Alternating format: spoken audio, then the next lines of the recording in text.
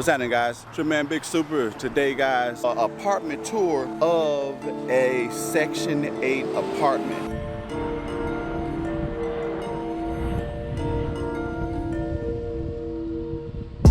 I have a tour guide for today. He's gonna show us around and tell us all about the Section 8 housing here in Phoenix. I go by Anderson. This is actually the neighborhood I live in. And it's Section 8 housing. It's one of the nicer ones, and a lot of people don't actually get to see the inside of it. So I thought it'd be a good idea. Yeah, I think it'd be dope, man. I actually get a whole bunch of people that ask me about Section 8 a lot, but Yeah. It's tough to get any information about it. Yeah, no, there's the few that are really good, and then there's the few that are not so good.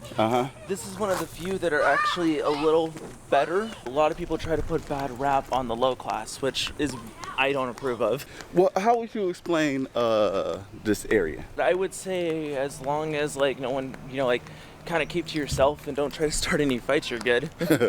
How long you lived over here? Actually, ever since the rebuild. There was a rebuild a while back, a couple years back. Okay.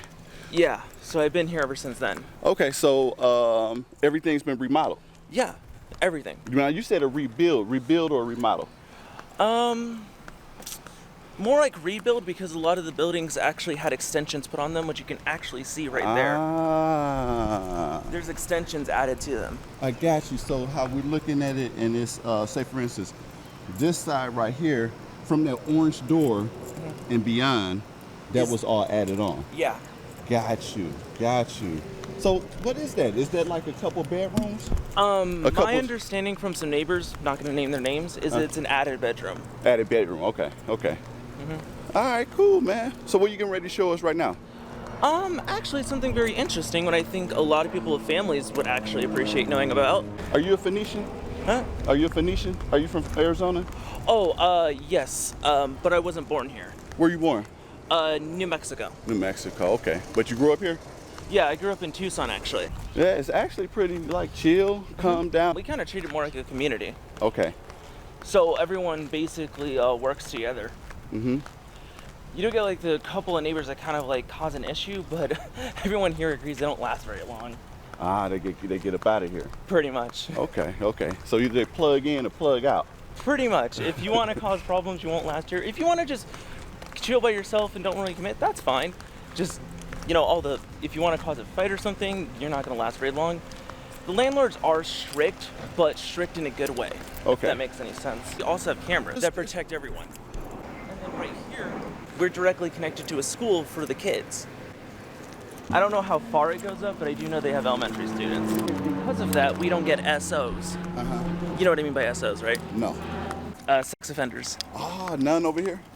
Nope, because we're connected to a school. They can't live here, so there's a background check. How do you guys get a turnover, though? It seems like, if a person, once you get in here, like, you might want to stay for a little bit, stay put. Oh, yeah, no, everyone, when they get in, don't want to leave. Right. Because it's way too nice, and it's way more calmer than a lot of other neighborhoods. Have you lived in any other ones out here? No, if I'm being honest, I'm actually disabled. So when I got here out of abusive group home. Yeah. Now, what you said out of an abusive group home, what's that like? What is that? It's kind of like an adult group home for some people with disability. For me, I was only supposed to be there to help me get ready for the adulthood of world. And that's because I grew up in the system and wasn't actually taken into a family until I was 14. So I lived on the streets. So how long did you live on the streets? From what age to what age? Well, it was like on and off. So like there were some foster parents that ended up taking care of me for a bit. There were some that weren't so great. And then there were sometimes I was on the streets. So it really differs. So from what age would you say you first got on your own on the streets? 3. Come on, man. Biological brother stabbed me, and when the mother saw it and did nothing, the court system decided to take me away from her. Wow. So at 3 years old, that's when you first went to the system? Pretty much. Okay. And then from then on, it was just constant running away. Oh, you were leaving? Pretty much. Okay. Yeah. Another benefit here is you saw the building over there. That building actually has a daycare center, has a couple of programs in there, and even a food bank for the neighborhood. Is that food bank for Phoenix or? It's for zip code 85009. So we need verification. They are 85009. Got you. If we get verification, then you get a food box. I actually volunteer with the food bank in there, Do and you? one of the things we're told is if we recognize them, we don't have to check. This is the food bank that you're saying? Food bank, daycare center, all of that. Is the daycare center kind of something? For the kids. Yeah, and then it kind of gets, maybe people don't have to pay as much, or? Actually, I don't know if they charge or not. It might be free. I don't know. I would have to ask. One of the things I can tell you is that we actually have parties and events here sometimes. And then this is the park, which is a nice park for Section 8. Man, it's beautiful, bro. You know what, man? It's always what you make of it. Yeah, and there is a, and the waiting list is actually 4 years. So Is it? it can get up to from a year to 4 years. Most of the time it's 4 years though. That you have to wait To get in. to get in here. Wow. Yeah. So, yeah, this is really cool, man. Yeah, it's- Basically like a little skate park almost, right? The kids do a I lot of skateboarding I've had seen some kids here come and ride skateboards. Some of them have even used some bikes. here. Basketball courts over there. I see some picnic tables. Barbecue grills over there too. Yeah. You go over there and grill sometime? I have. Sometimes when I have some friends over and we're like, you know what, I don't feel like using the stove, let's go and grill. I'll grab some equipment and we'll come over here and just grill some burgers or something. I'm getting to a point now, man. I'm starting to like grilling. You know, in some countries they don't cook in the house, and I Oh, yeah. kind of like cooking outside, man, as opposed to cooking in the house. No, I totally get that. I actually prefer to cook, so Do you, man? You like cooking? You're a good cook. yeah. Learned it from my I'm gonna say adopted parents because they raised me like one of their own and ended up adopting me. So How old are you? 25. I'm about to turn 26. Yeah, you look young, man. Do you stay in your place by yourself? Yeah. Oh, unless you want to count a cat. So yeah, got a nice little area. This is one of the things I enjoy about these too. Hey, you get to pull it away from the So heat. you can put it in easier and then pull it like that for safety. Right. All right, man. That's pretty dope. What's this right here? Oh yeah, actually we've used that stage a couple of times for events and stuff. Yeah, that's what it looked like, a stage. Yeah, it is a stage. You go up there and sing and stuff like that, man? No, they have used it for announcements and stuff. Also, man, we are close to the airport, aren't we? There's a huge benefit here with living close to the airport. And what's that? These buildings are built soundproof. What? You can't hear it when you're inside. One of the things I enjoy about here is like if you don't have a car or for some medical reason you're unable to have a car, the bus stop is right there on both sides and downtown is just an hour walk. I actually been doing 5-mile walk, so if that's an hour walk downtown, it's probably about 2 miles away then, Yeah, right? yeah.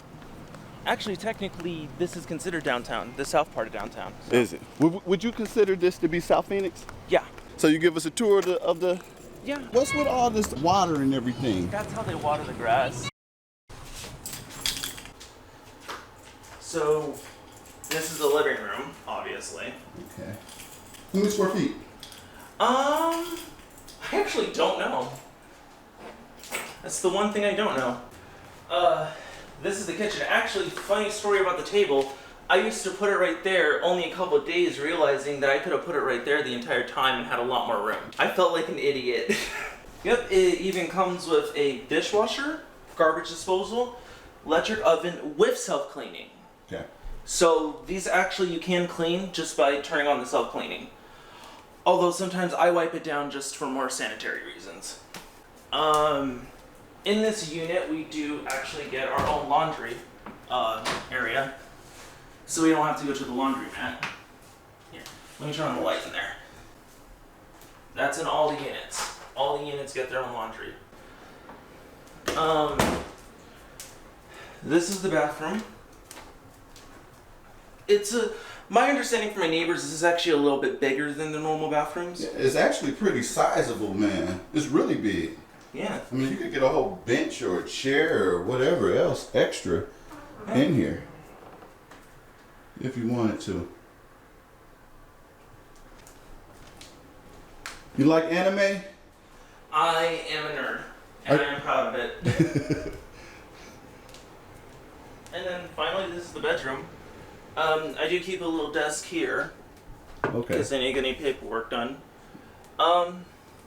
Yeah. I would say the only difference between mine and everybody else's is everyone else has a back porch and backyard. I don't, because when they did the whole rebuild on this one, instead of just doing 2 units, they did 3. So I don't get a back porch because of that. Well, I do have a backyard, I just don't have a back porch. Yeah. Like right here. That unit there has a backyard, yeah. and that one right there where they can go in the back patio basically and chill. Got central air. I'm looking at your central air unit. Man, this is dope. So tell me, how does one qualify for something like this? Well, first you'd have to be qualified for low income, because they only accept low income. And then you fill out an application, they'll do a background check, and if you pass the background check, then whatever you make a month would be subtracted by, like, 30% would be taken out for the apartment.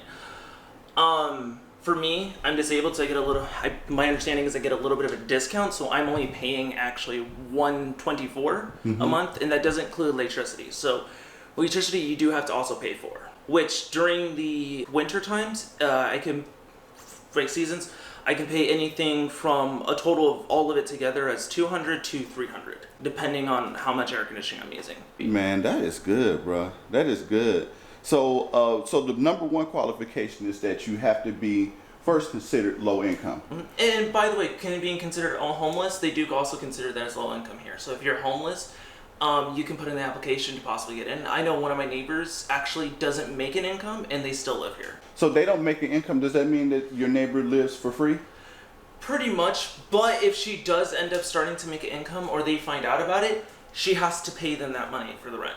If you get to a point where you're not considered low income, then you have to leave. Yeah. Okay, I got you. I got you. There's actually a lot of elderly people who live here too. That's what I noticed. Yeah, no. I noticed that when I first walked up there, I seen a gentleman, a couple, like you said, elderly people.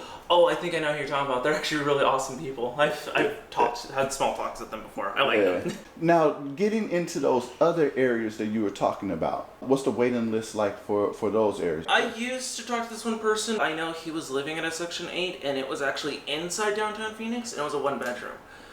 I don't know how much he was paying for it, but I do know the place was just awful. It was awful. There were roaches. It was disgusting. And honestly, it made me appreciate more what I got for low income because of that. Did you know how long he waited? My understanding is I think he waited a year. A year? I'm not 100% sure. It might have been 2. So it was a lesser wait, but he dealt with more crap. Pretty much, yeah. Where were you staying before here?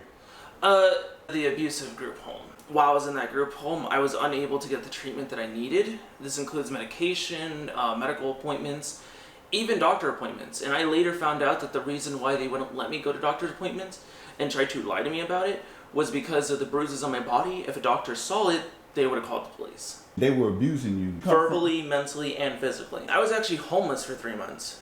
That was me not getting the proper medication I needed, and I kind of tripped out. Basically, I have a mental health disorder that, and this is actually one of the reasons why I'm incapable of working, is that I can go through a manic episode, and during these episodes, I'm not making sense. Everything I'm doing is random. Sometimes I'll even self-harm. Because of those reasons, I'm unable to have a job, because if I were to do that at a job, that would be concerning. Got you. Mm-hmm. Okay. And you've been managing it? Yeah. Actually, back in 2020, we finally got all the paper documents we needed back and finally got me on my medication. You've been keeping everything smooth? Pretty much. Man, that's dope, I just got approved to be my own PE, actually, which I've been working on for a very long time. How long have you been your own PE now? Couple of days. First payment's supposed to come in the first. Have you ever been into drugs and stuff like that? Oh, no. Actually, Never. Biological mother was a drug addict. That's why she didn't pay attention, so I stay away from that. That's why you say that you were homeless at 3 years old? Because your parents didn't... I even have this scar still. Basically what happened was my own biological brother, 10 years old, I'm an infant, his excuse behind it was that I was being annoying. I'm your little sibling, dude. That's kind of my job. Getting into this, he decided to take a screwdriver and stab me in the shoulder blade. Biological mother saw it, decided to walk out, was more focused on getting high, getting drunk, and getting some D, than taking care of her own child. The only reason why the police were ever called is because the neighbors could hear me screaming in agony because I was in extreme pain. I later found out by looking at my paperwork is that apparently I was bleeding out. I was losing a lot of blood. And if those neighbors didn't call when they did, I would have been dead. As an infant. This is you getting started in the world. Pretty much. I do have a couple of past foster parents that are actually really good and kept an eye on me. Just one that was not the greatest. In fact, he's the reason why I developed that disorder, which makes me incapable to work anymore. Basically, I was tortured physically, mentally, verbally, and SA. Which, a lot of people know what that means. I don't. Okay, yeah. At what ages? Through the age of 7 to 10, so I was there for 3 years. How were you able to get out the situation? I want to make this very clear. I was given the treatment I needed during that time. Me and a couple of other kids planned a situation to get as many people as we can there as possible. Police department, fire department, ambulance, everyone we could. So we burned the guy's house down. Mm-hmm. All 4 of us burned it to the ground. Foster care wasn't listening to us. So when you guys burned the house down, your plan worked because now you were removed from the home. Pretty much. There's some nights where I actually break down because it hurts me a lot. Yeah, you're a kid, bro, and I think that was a damn good plan that you guys did because it got you guys out of this situation, and not only you out of this situation, but all 4 of you guys out. Yeah. So they say that what we do is self-preserve. Our number one thing is self-preservation, and you preserve your life, man. There's a couple articles on me. To come from all of that stuff as a kid, you hit the next step, which is now you're gonna manage your own situation. Yeah, no, it was a long outcome, and it took a lot of work. And technically, it was always part of my program plan to eventually have my own place and manage my own money. Some people don't want to take their meds. They don't want to do it. Actually, when I was homeless for 3 months, it was actually because I refused to take my meds. Gotcha. I wasn't stable. I was going all over the place. That's the reason. Yeah. So, personally, you should take your meds, even if you think you shouldn't, because it could either harm yourself or harm others. May it be physical, emotional, or verbal, and you don't want to do that to your loved ones. Facts. You still see your biological parents? I did try to connect with my biological family, but... And here's the thing. I believe that people are capable of change, and I still believe that. They just didn't. You're doing good, bro. Yeah. You're doing good. Thanks for the info, man, because like I said, man, I get so many people that ask me about Section 8, and I hope that this answers all of their questions, man.